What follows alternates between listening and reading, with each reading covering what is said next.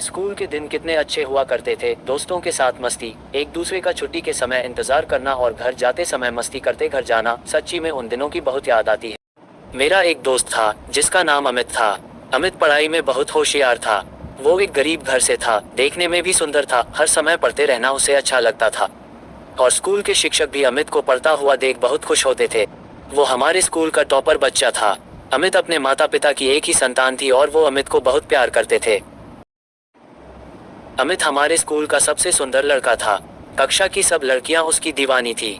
अमित की नशीली आंखें हर किसी को अपनी ओर आकर्षित करती थी। अमित बहुत ही अच्छा लड़का था। हर कोई उसकी तारीफ करता था। बात उस समय की है जब हम 10वीं कक्षा में पढ़ते थे। गर्मी की छुट्टियों के बाद जब स्कूल खुले तो हम सब ने स्कूल जाना शुरू किया था और पहले ही दिन अमित की टक्कर स्कूल में आई एक सुंदर सी लड़की के साथ हो जाती है। वो लड़की अमित को बहुत भला बुरा कहती है, लेकिन अमित उसको ही देखता रहा और मुस्कुराता रहा। जब हम अपनी कक्षा में गए तो आगे वो लड़की हमारी ही कक्षा में थी।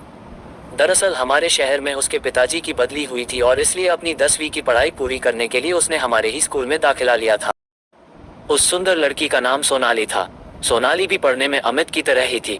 अमित ने जब सोनाली को अपनी ही कक्षा में देखा तो वो खुशी से झूमने लगा। शायद अमित को सोनाली से प्यार हो गया था। सोनाली थी ही इतनी खूबसूरत, उसके लंबे बाल, बड़ी बड़ी नीली आंखें और उसकी वो मुस्कान हर किसी को अपना दीवाना बना रही थी। सोनाली को देखकर कोई भी उसका दीवाना हो जाए। इतनी मनमोहक थी वो, ऐसा लगता था जैसे कोई अप्सरा जमीन पर उतर आई हो।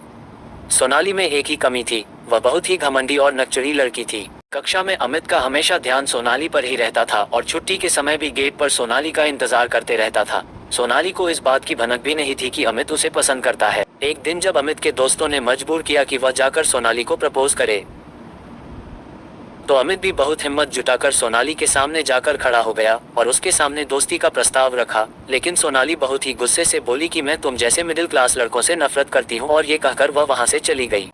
अमित एकदम टूट गया था। वह चुप चुप रहने लगा था, ना दोस्तों के साथ मस्ती, न ही अब वो सोनाली को देखता था। बस अंदर ही अंदर रोता रहता। एक दिन जब शाम को अमित अपने पास की दुकान पर घर का कुछ सामान लेने गया था तो वहाँ एक औरत भी थी जो काफी थकी हुई दिख रही थी। और जैसे ही वह अपने घर को जाने लगी तो अचानक उनको चक्कर आ गया और वो जमीन पर गिर गई। अमित ने जल्दी से एम्बुलेंस को फोन किया और उन्हें हॉस्पिटल ले गया। जैसे उस औरत को थोड़ा होश आया तो उसने अमित से कहा, बेटा मेरे घर वाले परेशान हो रहे हो गए, उन्हें फोन करके बता दो ही हम यहाँ हैं। अमित ने उस औरत से घर का नंबर लिया और फोन किया। फोन एक लड़की ने उठाया जो और कोई नहीं बल्कि सोनाली थी, और वो औरत सोनाली की माँ थी। सोनाली अपने पिताजी के साथ हॉस्पिटल में पहुंच गई थी। जैसे ही वो अपनी माँ के पास जाती है तो पास में खड़े अमित को देखकर हैरान हो जाती है और सोनाली की माँ सोनाली को कहती है कि अगर आज ये लड़का नहीं होता तो शायद मैं आपके साथ नहीं होती। माँ की यह बात सुनकर सोनाली रो पड़ती है। अमित सोनाली के माता पिता को प्रणाम करके घर वापस आ जाता है। दूसरे दिन जब अमित स्कूल में पहुंचता है तो सोनाली गेट पर उसका इंतजार कर रही होती है। अमित जैसे ही उसके पास पहुंचता है वह अमित का हाथ पकड़कर अपने साथ स्कूल से बाहर ले जाती है और उससे माफी मांगती है। अपनी उस दिन की गलती के लिए अमित उसे माफ कर देता है। आज सोनाली उसे प्रपोज करती है और अमित हाँ कहकर उसे अपने गले लगा लेता है और दोनों एक दूसरे का हाथ पकड़कर स्कूल में जाते हैं।